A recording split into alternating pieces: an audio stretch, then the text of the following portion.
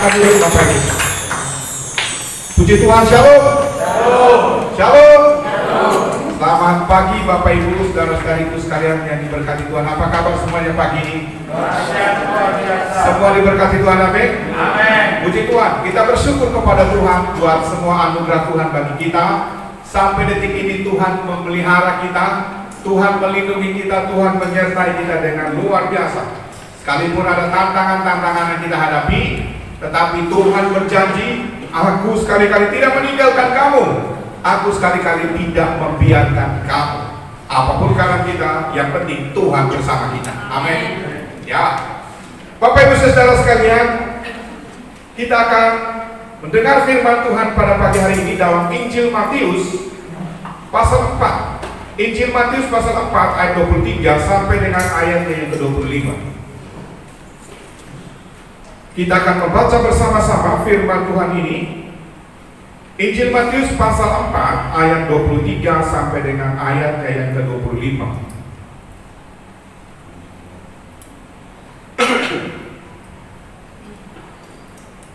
Mari kita membaca bersama-sama. Yang belum dapat katakan amin. Semua sudah dapat. Kita baca sama-sama 3, 2, 1. Yesus pun berkeliling di seluruh Galilea. Ia mengajar dalam rumah-rumah ibadat dan memberitakan Injil kerajaan Allah, serta melenyapkan segala penyakit dan kelemahan antara bangsa itu. Maka tersiarlah berita tentang dia di seluruh Syria, dan dibawalah kepadanya semua orang yang buruk karenanya, yang menderita berbagai penyakit dan sengsara, yang kerasukan, yang sakit ayan, dan yang lumpuh. Lalu Yesus menyembuhkan mereka. Maka orang banyak berbondong-bondong mengikuti dia. Mereka datang dari Galilea dan dari Dekapolis, dari Yerusalem dan dari Yudea dan dari seberang Yordan. Puji Tuhan Bapak Ibu Saudara, pagi ini judul khotbah yang saya sampaikan adalah mengembangkan semangat misi. Kita mengembangkan semangat misi, amin. Mengembangkan semangat misi, mari kita ucapkan sama-sama 1, 2, 3. Mengembangkan semangat misi. Bapak Ibu Saudara dikasihi oleh Tuhan, semua orang Kristen yang sudah diselamatkan oleh Tuhan, yang sudah ditebus dengan darah Yesus, seharusnya memiliki semangat misi. Dimanapun kita berada, dimanapun Bapak Ibu bekerja, seharusnya di sana semangat misi tetap dikerjakan. Menghadirkan kerajaan Allah dimanapun Bapak Ibu berada, menghadirkan kerajaan Allah dimanapun Bapak Ibu bekerja, dimanapun Bapak berada, semangat misi harus tetap dinyatakan di sana. Di tempat-tempat Bapak Ibu bekerja, di perusahaan-perusahaan, di kantor-kantor, atau dimanapun Bapak Ibu bekerja dan berada, semangat misi tidak boleh kendor. Gaspol, amin. Semangat misi gaspol tidak boleh kendor. Rasul Paulus mengatakan, biarlah rohmu menyala-nyala dan layanilah Tuhan. Jangan pernah kendor dengan semangat misi. Misi utama Bapak Ibu di tempat pekerjaan, di tempat perusahaan, atau di kantor-kantor bukan uang.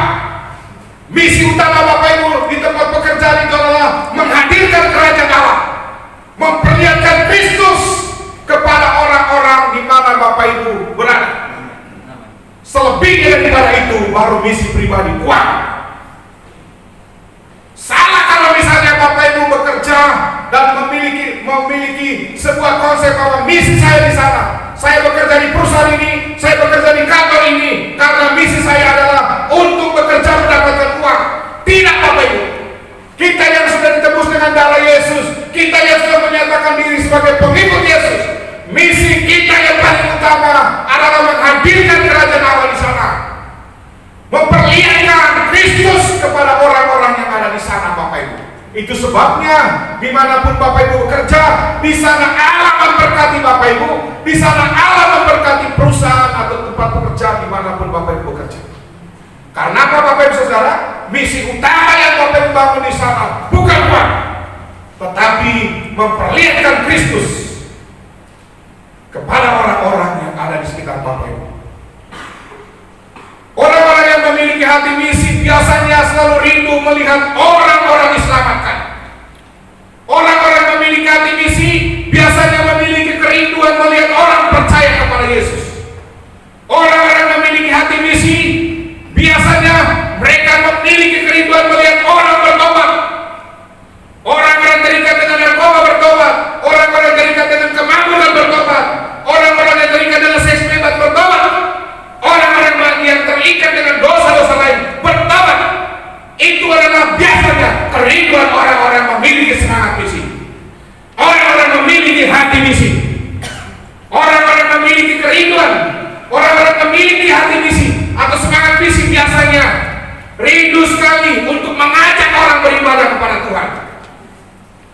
Tidak hanya diri sendiri yang semangat masuk surga, tidak hanya diri sendiri yang semangat diberkati, tapi rindu supaya orang lain juga diberkati oleh Tuhan, rindu supaya orang lain diselamatkan dengan cara apa? Mengajak orang datang beribadah kepada Tuhan di gereja. Bapak Ibu Saudara dikasih oleh Tuhan, kita harus memiliki hati yang terus dan tergerak. Semangat misi harus terus dikerjakan Bapak Ibu Saudara, harus ada di dalam diri kita. Jangan biarkan semangat misi itu suam-suam di dalam hati kita. Apapun profesi Bapak Ibu Saudara, mau jadi ibu rumah tangga kah, mau jadi pengusaha kah, pegawai kah, karyawan kah, dimanapun Bapak Ibu berada, ingat bahwa kita harus memiliki semangat misi. Semangat untuk memberitakan kerajaan Allah, semangat untuk menyelamatkan banyak orang, semangat untuk melihat banyak orang dipulihkan, semangat untuk melihat banyak orang bertobat dari segala dosa-dosa mereka, dan mereka percaya kepada Yesus dan menerima Yesus Kristus sebagai Tuhan dan Juru Selamat secara pribadi. Itulah semangat kita Bapak Ibu Saudara. Kalau Bapak Ibu perhatikan dalam bacaan yang kita baca ini, di situ dikatakan Yesus pun berkeliling. Berkeliling Bapak Ibu Saudara, bukan naik mobil, bukan naik sepeda motor Bapak Ibu Saudara, berjalan. Yesus berjalan keliling Bapak Ibu Saudara. Untuk apa? Untuk mengajar, untuk memberitakan Injil kerajaan Allah, menyembuhkan orang-orang sakit, mengusir setan-setan Bapak Ibu Saudara. Yesus menawarkan paket lengkap apa yang dibutuhkan oleh manusia. Luar biasa Bapak Ibu Saudara. Dan Bapak Ibu yang ada di sini adalah orang-orang yang sudah menerima paket lengkap yang ditawarkan oleh Yesus. Paket yang pertama, mengajar. Ajari tentang kerajaan Allah kepada semua orang yang dijumpainya. Yang memberitakan Injil kepada semua orang yang dijumpainya. Semua orang yang dijumpainya yang terikat dengan kuasa setan, setan-setan diusirnya dari tubuh mereka. Termasuk pengkhotbah yang sedang berbicara di depan Bapak Ibu Saudara. Orang yang sudah menerima paket lengkap dari Yesus. Dulu saya dikuasai oleh setan, tetapi Yesus datang mengusir semua setan-setan dalam diri saya, sehingga bos saya bukan setan lagi, tapi Yesus. Saya harus memberitakan Yesus karena apa? Penguasa saya, bos saya, pimpinan saya adalah Yesus. Bagaimana dengan Bapak Ibu? Pimpinan Bapak Ibu Yesus atau bukan? Kalau pimpinan Bapak Ibu Yesus, maka Bapak Ibu melakukan apa yang dikehendaki oleh Yesus. Kalau Yesus pimpinan Bapak Ibu, maka Bapak Ibu harus bekerja untuk Yesus. Kalau Yesus pimpinan Bapak Ibu, maka Bapak Ibu harus melayani Tuhan Yesus. Tidak ada alasan untuk menolak melayani Yesus. Jadi Bapak Ibu Saudara, dulu bos kita setan, sekarang bos kita Yesus. Maka tugas kita adalah seluruh hidup kita harus kita persembahkan untuk kemuliaan Tuhan Yesus. Bahkan semua yang kita miliki kita persembahkan untuk kemuliaan Tuhan Yesus. Amin Bapak Ibu. Perhatikan orang-orang yang jor-joran dalam memberi. Mereka memiliki hati itu Bapak Ibu Saudara. Semua yang dimilikinya titipan dari Tuhan, milik Tuhan. Maka ketika aku mempersembahkan apa yang aku miliki, aku tidak akan berkekurangan, karena sumber dari semua yang aku miliki. Saya punya bos namanya Yesus. Kalau dia perintahkan saya untuk memberi, saya akan memberi. Karena ketika aku memberi, dia akan memberi balik lebih daripada aku beri. Tapi kalau kita pelit, Bapak Ibu Saudara, bingung Tuhan Yesus itu yang kau punya itu milik siapa juga. Dan kalau kau tidak memberi, Tuhan juga enggak memberi Bapak Ibu Saudara. Bukan Tuhan pelit, tapi karena kita pelit masalahnya. Perhatikan Bapak Ibu Saudara, orang yang suka memberi, mereka bukan semakin krisis dalam hidup mereka, tetapi justru mereka semakin berkelimpahan. Aneh yang ajaib Bapak Ibu. punya teman orang Chinese di Tarakan. Ya perhatikan, dulu ada seorang Chinese punya toko bangunan Bapak Ibu. Saya punya teman. Kalau dia memberi Bapak Ibu Saudara, wah, saya punya teman orang Chinese juga. Dia bingung Bapak Ibu Saudara. Dia bilang gini, saya heran kepada Bapak itu. Kenapa Bapak heran? Kalau dia memberi itu Pak, seolah-olah satu tokonya itu diberikan ke gereja. Tapi yang anehnya Pak, sekarang dia punya toko besar, lebih besar dari yang pertama. Saya beritahu kepada dia, Bapak tahu apa yang menjadi alasannya? Tuhan Yesus sudah perintahkan, ketika kamu memberi, kamu akan diberi. Lukas 6:38, Yesus mengatakan, berilah, maka kamu akan diberi. Selama keran air itu dibukakan Bapak Saudara dan dinikmati oleh orang lain, jangan heran kalau sumber air dari mata air itu terus mengalir Bapak Ibu. Pada waktu Bapak Ibu menutup keran berkat itu kepada orang lain, kepada misi, kepada pelayanan, maka berkat dari sumbernya juga akan tertahan Bapak Ibu Saudara. Sebenarnya prinsip itu, analogi itu mengajarkan kepada kita, apa yang dikatakan oleh Yesus dalam hal memberi itu memang dahsyat luar biasa, tidak masuk akal. Tetapi Bapak Ibu Saudara, itu sangat berdampak bagi mereka yang melakukannya. Kita melakukan sesuatu yang dikatakan oleh Tuhan bukan karena kita masuk akal, tetapi karena kita percaya bahwa apa yang dikatakan oleh Tuhan dahsyat dan ajaib Bapak Ibu. Ya. Jadi Bapak Ibu Saudara, luar biasa dalam hal memberi. Itulah yang dilakukan oleh Yesus Bapak Ibu. Di samping dia memberi dirinya untuk menyelamatkan banyak orang sampai dia mati di kayu salib untuk menyelamatkan kita, menanggung dosa kita Bapak Ibu Saudara. Dia rela diremukkan, dicambuk-cambuk tubuhnya, lambungnya ditombaki dengan tombak yang tajam dan dalam, kedua kaki dan kedua tangan dipaku di kayu salib, kepalanya ditombak di mahkota dengan duri yang tajam. Bapak Ibu Saudara tahu nggak? Semua itu untuk menghancurkan semua dosa-dosa yang ditanggungnya di dalam tubuhnya Bapak Ibu.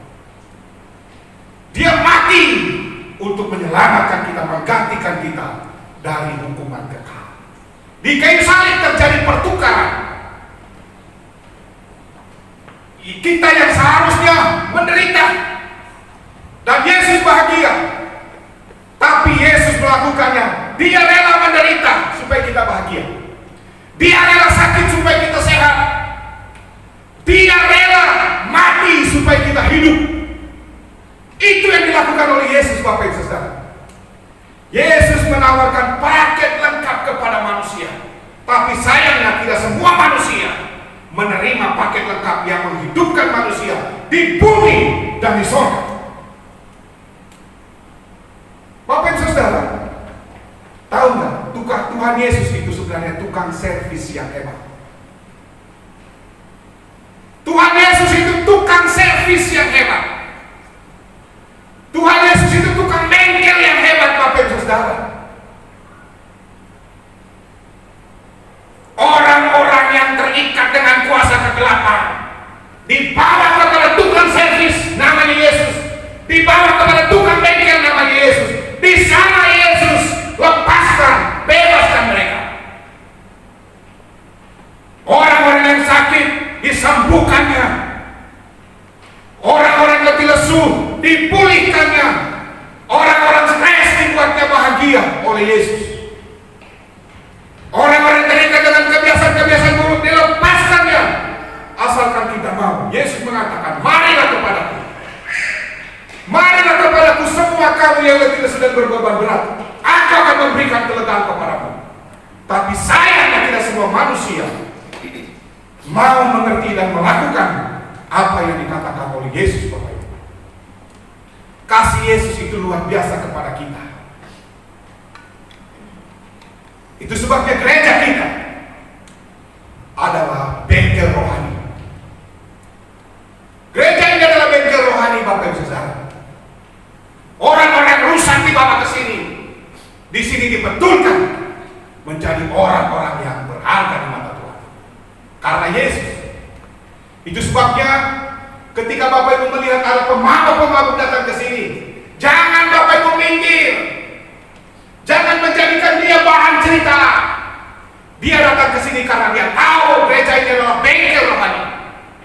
Gereja ini adalah tempat servis bagi orang-orang yang rusak masa lalunya. Karena gembala gereja ini adalah mantan orang rusak, mantan orang kotor, masa lalu yang buruk. Dan Tuhan sudah melakukan, sudah servis saya, memperbaiki order diri dalam diri saya, mengusir setan-setan dalam diri saya, memulihkan saya, sehingga saat ini Tuhan menjadikan saya tukang servis di gereja ini. Sehingga orang-orang yang datang ke sini, mereka akan mengalami pemulihan, mengalami kelegaan oleh Yesus melalui orang-orang yang sudah pernah diservis sebelumnya. Jadi Bapak Ibu Saudara, kita semua yang ada di sini adalah orang-orang yang sudah pernah masuk bengkel. Amin. Bahkan mungkin ada yang masih di bengkel saat ini, belum keluar, masih di servis. Begitu keluar macet lagi, begitu keluar mogok lagi. Karena apa? Nggak mau bertobat. Padahal Yesus dengan kasihnya, waktu kita datang ke bengkel pertama kali, Dia mengerjakannya dengan baik. Wah, sayang luar biasa dengan kita. Dia servis, keluar dari bengkel. Mogok lagi karena apa? Mabuk lagi. Masuk lagi di bengkel. Tuhan tolong lagi kita.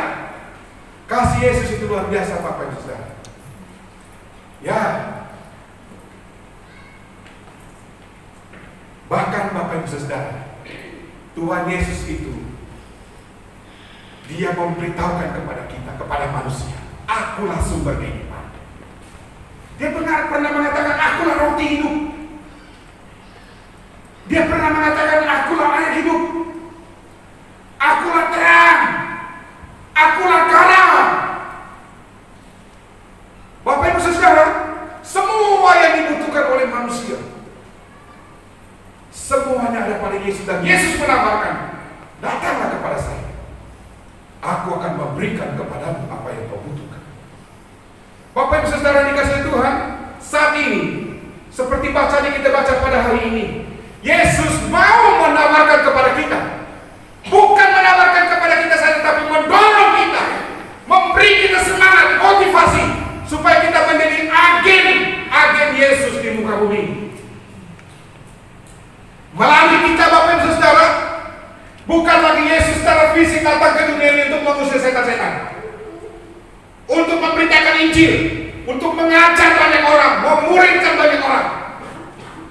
Tetapi melalui kita lah, apa yang dilakukan oleh Yesus dulu 2000 tahun yang lalu, sekarang kita yang mengerjakannya. Sebelum Tuhan memberikan tugas itu kepada kita, di dalam Matius 10 ayat 1 situ dikatakan begini. Yesus memanggil ke-12 muridnya, termasuk orang-orang di SDA, dan memberi kuasa kepada mereka. Untuk apa? Untuk mengusir roh jahat, untuk melenyapkan segala penyakit dan segala kelemahan. Kita diberi kuasa oleh Tuhan Bapak Ibu. Untuk apa? Untuk mengusir roh jahat, untuk melenyapkan segala penyakit dan segala kelemahan yang ada di dalam tubuh manusia. Itulah yang kita kerjakan sekarang Bapak Ibu Saudara. Tetapi di dalam nama yang mengutus kita, di dalam nama yang memberi otoritas kepada kita, nama Yesus. Pada waktu kita mempraktikkan nama Yesus dengan iman, dengan sungguh-sungguh Bapak Ibu, kita akan melihat kuasa nama Yesus itu nyata di dalam pelayanan kita, dalam hidup orang-orang yang kita doakan. Sayangnya banyak orang Kristen, mereka memang menggunakan nama Yesus, tetapi menggunakan nama Yesus hanya seperti sandiwara saja, tidak dengan iman, tetapi hanya karena dengan pengetahuannya saja. Mengusir setan perlu hati, bukan dengan otak saja. Mengusir setan bukan dengan otot, tetapi dengan hati Bapak Ibu Saudara. Dengan iman, setan juga akan berangkat pada waktu kita mengusirnya dari tubuh manusia. Karena Yesus sudah memberi kita kuasa itu Bapak Ibu Saudara. Dia mengatakan, pergilah, beritakanlah kerajaan sorga. Dia memberi tugas kepada kita, Bapak. Sembuhkan orang-orang sakit, bangkitkan orang-orang mati, tahirkan orang-orang kusta, usirlah setan-setan. Lalu dia mengatakan apa? Kamu telah memperolehnya dengan cuma-cuma, karena itu berikanlah pula dengan cuma-cuma. Kita sudah menerima kuasa itu dengan cuma-cuma. Tugas kita adalah demonstrasikan kuasa itu dengan cuma-cuma kepada orang-orang kita layani, Bapak Ibu Saudara. Dan ini adalah sebuah paket lengkap yang diajarkan oleh Tuhan Yesus kepada kita, supaya kita kerjakan di muka bumi ini, menangkan jiwa-jiwa sebanyak-banyaknya. Hari ini Bapak Ibu Saudara, saya rindu supaya Bapak Ibu teringat lagi, disadarkan kembali oleh Tuhan bahwa kita harus mengembangkan semangat misi ini. Semangat untuk rindu melihat orang-orang diselamatkan oleh Tuhan. Semangat untuk melihat orang-orang di luar sana bertobat. Semangat untuk melihat banyak orang-orang percaya kepada Yesus, menerima Yesus sebagai Tuhan dan Juru Selamat secara pribadi. Semangat untuk melihat orang-orang terikat dengan berbagai macam kuasa-kuasa kegelapan, berbagai dosa dilepaskan, dibebaskan oleh Tuhan. Semangat untuk melihat orang-orang sakit disembuhkan oleh Tuhan. Jadi Bapak Ibu Saudara, kita mendemonstrasikan kuasa Tuhan. Mari kita lihat Markus 16 ayat 16 sampai 18. Di sini dikatakan apa? Pergilah, beritakanlah Injil kepada segala makhluk. Siapa yang percaya dan dibaptis akan diselamatkan, tetapi siapa yang tidak percaya akan dihukum. Lalu dia mengatakan, tanda-tanda ini akan menyertai orang-orang yang percaya. Mereka akan mengusir setan-setan. Ini tanda-tanda bagi orang percaya, Bapak. Semua orang-orang yang percaya di situ dikatakan tandanya, mereka akan mengusir setan-setan demi namaku. Kedua, mereka akan berbicara dalam bahasa-bahasa yang baru bagi mereka. Ketiga, mereka akan memegang ular, dan sekalipun minum racun maut, mereka tidak akan mendapat celaka. Kemudian berikutnya, ketika mereka meletakkan tangannya atas orang sakit, dan orang itu akan sembuh. Dasarnya apa, Bapak Ibu? Percaya kepada nama Yesus, percaya kepada firman Allah. Kita akan melihat bahwa apa yang kita lakukan dalam pelayanan ini akan melihat dampaknya yang sangat hebat, luar biasa. Ya, saya melihat Bapak Ibu Saudara, iman jemaat yang di gereja kita khususnya, wow, luar biasa. Ya, dan saya berdoa supaya hari ini melalui firman Tuhan ini, jemaat di gereja ini akan semakin bersemangat untuk mengembangkan semangat misinya, menangkan jiwa-jiwa sebanyak-banyaknya. Di hutan sekalipun, di sana semangat misi dikerjakan. Ya, gereja kita terus melayani saudara-saudara kita yang ada di Sajo Benau, dan hari ini mereka ada di sini. Di Sajo Benau kita bertemu dengan orang-orang Bugis. Kita beritakan Injil di sana. Mereka percaya kepada Yesus. Mereka dibaptis, Bapak Ibu. Semangat misi harus kita kerjakan, Bapak Ibu.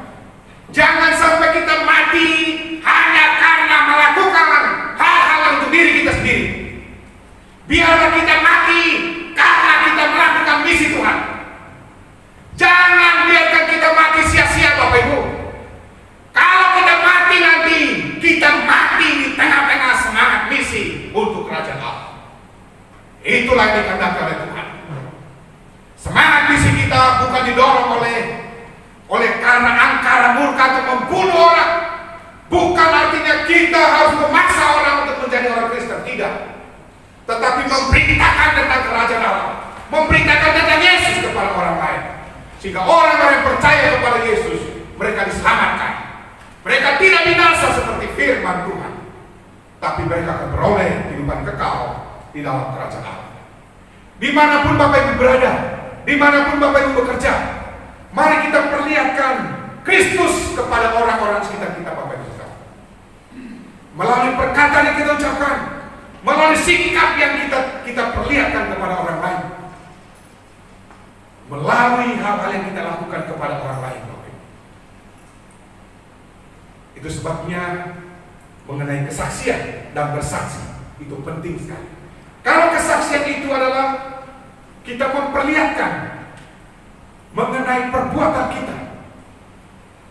Kalau bersaksi melalui perkataan yang kita ucapkan, Bapak Ibu. Kita memperkatakan apa yang kita tahu tentang Tuhan.